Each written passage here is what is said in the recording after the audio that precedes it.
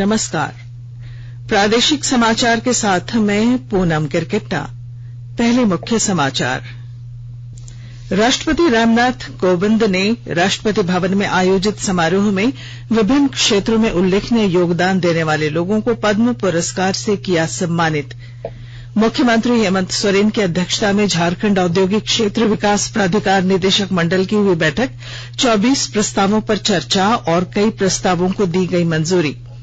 मांडर विधायक बंधु तिर्की को सीबीआई की विशेष अदालत ने आय से अधिक संपत्ति मामले में दोषी करार देते हुए 3 साल की सजा और 3 लाख रुपए का लगाया जुर्माना। और राष्ट्रीय जूनियर महिला हॉकी चैंपियनशिप में झारखंड की टीम ने मणिपुर को 14 गोल से हराकर क्वार्टर फाइनल में किया प्रवेश। राष्ट्रपति रामनाथ कोविंद ने राष्ट्रपति भवन में आयोजित समारोह में वर्ष 2022 के लिए पद्म पुरस्कार प्रदान किए। ये पुरस्कार 3 श्रेणियों में दिए जाते हैं: पद्म विभूषण, पद्म भूषण और पद्मश्री।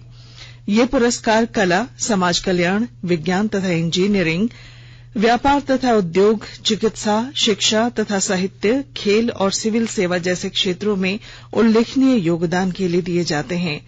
इनकी घोषणा हर वर्ष गणतंत्र दिवस के अवसर पर की जाती है। पद्म विभूषण पाने वालों में शास्त्रीय गायिका डॉ प्रभा अत्रे और राजनेता कल्याण सिंह शामिल हैं। श्री कल्याण सिंह को यह सम्मान मरणोपरांत दिया जा रहा है। पद्म भूषण पाने वालों में अभिनेता विक्टर बैनर्जी, लेखक डॉ प्रतिभा रे और आचार्य विशिष्ट त्रिपाठी शामिल हैं।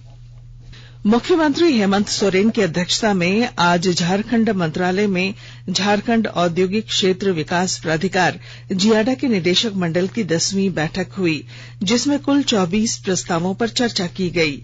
बैठक में झारखंड औद्योगिक क्षेत्र विकास प्राधिकार विनियमन 2016 की सुसंगत कंडिकाओं के अंतर्गत आंशिक भूमि के लीज होल्ड राइट्स ट्रांसफर के मामले में वर्तमान प्रचलित वर्ष में निर्धारित भूमि मूल्य का 100% शुल्क प्राप्त कर स्थानांतरण की स्वीकृति दी गई।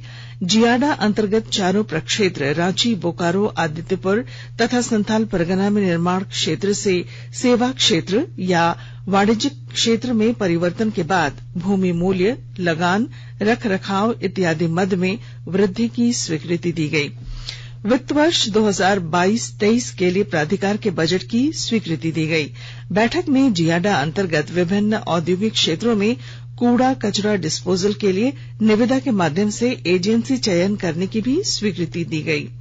जियाडा अंतर्गत रांची प्रक्षेत्र अवस्थित सोसई औद्योगिक क्षेत्र में food processing, hatchery, egg, meat processing के लिए आरक्षित आवंटित भूमि में से बाकी भूमि को आवंटन के लिए अनारक्षित करने की स्वीकृति दी गई।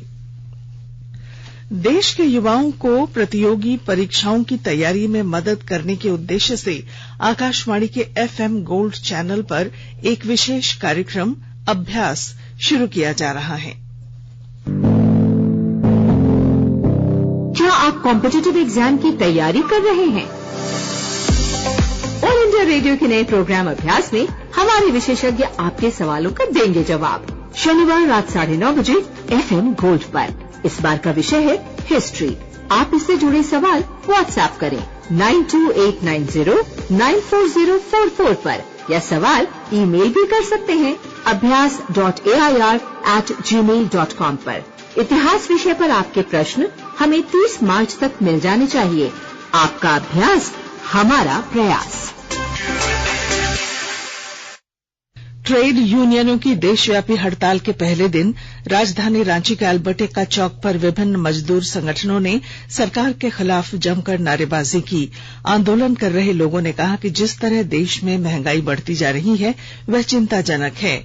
इधर ट्रेड यूनियनों की देशव्यापी हड़ताल के पहले दिन आज रांची के heavy engineering corporation limited HEC के मजदूरों के साथ मारपीट की गई। देशव्यापी हड़ताल का झारखंड के कई मजदूर संगठन समर्थन कर रहे हैं। इसी क्रम में जब कुछ मजदूर काम करने के लिए HEC कारखाना पहुंचे तो हड़ताल का समर्थन कर रहे लोगों ने उन पर हमला किया। इसमें कई मजदूर घायल हो गए। घायल मजदूरों को HEC के वेलनेस सेंटर में भर्ती कराया गया है। उधर लोहरदगा में हड़ताल के कारण बैंक और डाकघर बंद रहने से लोगों को परेशानियों का सामना करना पड़ा। राज्य की मनरेगा आयुक्त राजेश्वरी बी ने कहा है कि मनरेगा के अंतर्गत 263 विभिन्न प्रकार के अनुमान्य कार्य किए जा सकते हैं, जिनमें जल एवं मृदा संचयन, कृषि संबंधी कार्य, NRN संबंधी कार्य, बागवानी तथा अन्य तरह के वृक्षारोपण, पशु शेड इत्यादि प्रमुख हैं। इसलिए मनरेगा और झारखंड ट्राइबल डेवलपमेंट सोसाइटी के अभिसरण के तहत विभिन्न प्रकार की योजनाओं को क्रियान्वित किया जा सकता है। श्रीमती राजेश्वरी बी आज राजधानी रांची में आयोजित JTDS की 1 दिवसीय राज्य स्तरीय अभिसरण कार्यशाला को संबोधित कर रही थीं। उन्होंने कहा कि अभिसरण के तहत बिरसा हरित ग्राम योजना में अपार संभावनाएं हैं। इससे बागवानी के लाभुकों के चयन में सहयोग मिलेगा, साथ ही बागवानी सखी के चयन में भी आसानी हो जाएगी। कार्यशाला में विभिन्न विभागों द्वारा चलाई जा रही योजनाओं की भी जानकारी दी गई और सभी योजनाओं को अधिकतम लाभुकों तक पहुंचाने की बात की गई। गृह राज्य मंत्री अजय मिश्रा ने आज दंड प्रक्रिया पहचान विधेयक 2022 लोकसभा में पेश किया।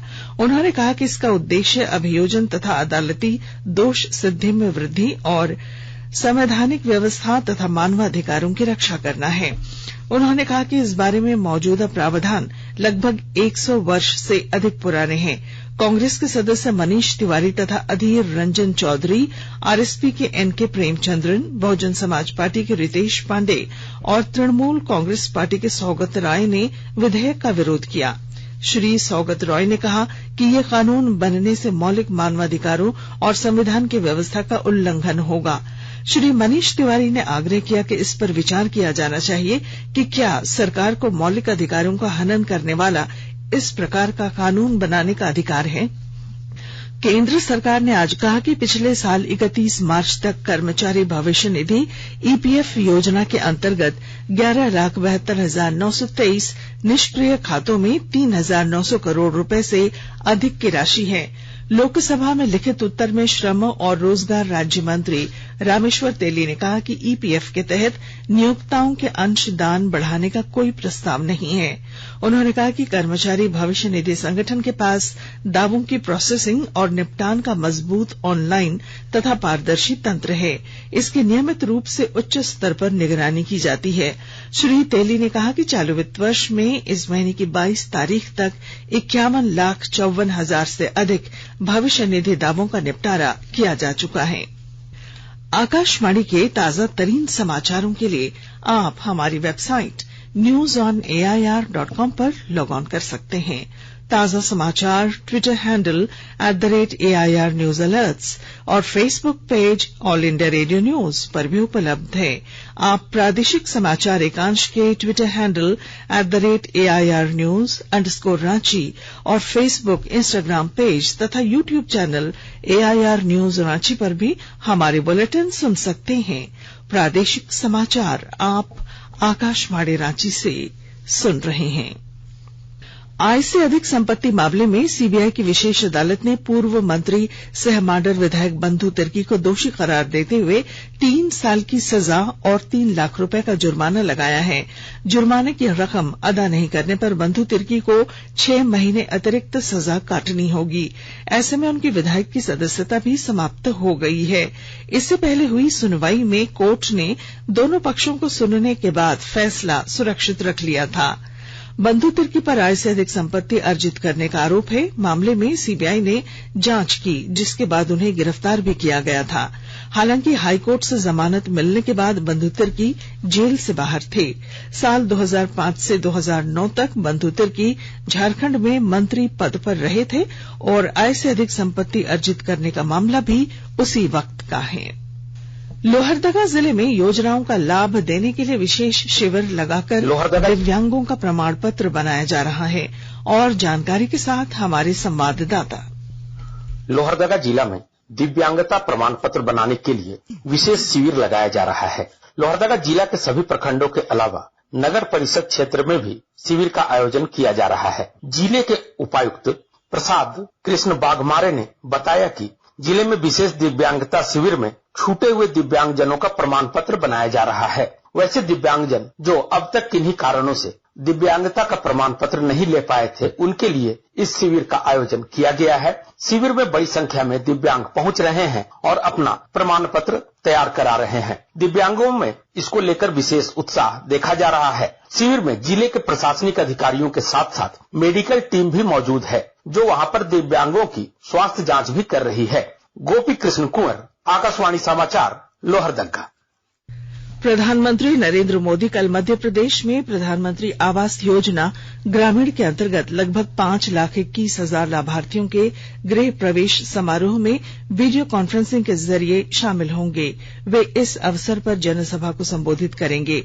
प्रधानमंत्री का हमेशा ये प्रयास रहा है कि देश के हर जरूरतमंद परिवार को मूलभूत सुविधाओं वाला पक्का मकान उपलब्ध हो। इन्हीं प्रयासों के तहत कल लाभार्थियों को पक्के मकान दिए जा रहे हैं।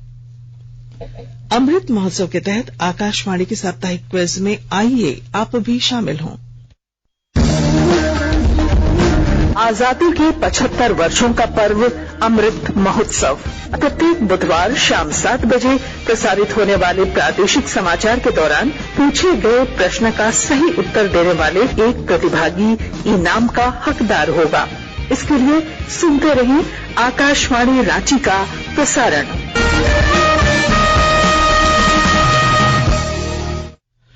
केंद्र सरकार रूस यूक्रेन युद्ध के मद्देनजर सूक्ष्म लघु और मध्यम क्षेत्र से निर्यात पर पड़ने वाले प्रभाव की निगरानी कर रही है। राज्यसभा में एक लिखित उत्तर में सूक्ष्म लघु और मध्य उद्योग मंत्री नारायण राणे ने कहा कि मंत्रालय वर्तमान स्थिति से अवगत है और उचित कार्रवाई करने की प्रक्रिया में है। उन्होंने कहा कि इस वित्त वर्ष में अप्रैल से जनवरी तक रूस को 2,800 अमरीकी डॉलर मूल्य की वस्तुओं का निर्यात किया गया था।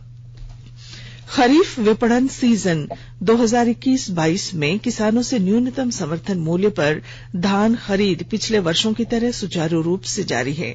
खाद्य मंत्रालय ने कहा है कि खरीफ विपणन सीजन 2021-22 में कल तक चंडीगढ़, गुजरात, असम, हरियाणा, हिमाचल प्रदेश, जम्मू कश्मीर, झारखंड, पंजाब, उत्तर प्रदेश, उत्तराखंड, तेलंगाना, राजस्थान, केरल, तमिलनाडु, कर्नाटक, पश्चिम बंगाल, त्रिपुरा, बिहार, ओडिशा, महाराष्ट्र, पुदुचेरी, छत्तीसगढ़, आंध्र प्रदेश और मध्य प्रदेश में 741 लाख मीट्रिक टन से अधिक धान की खरीद की गई है।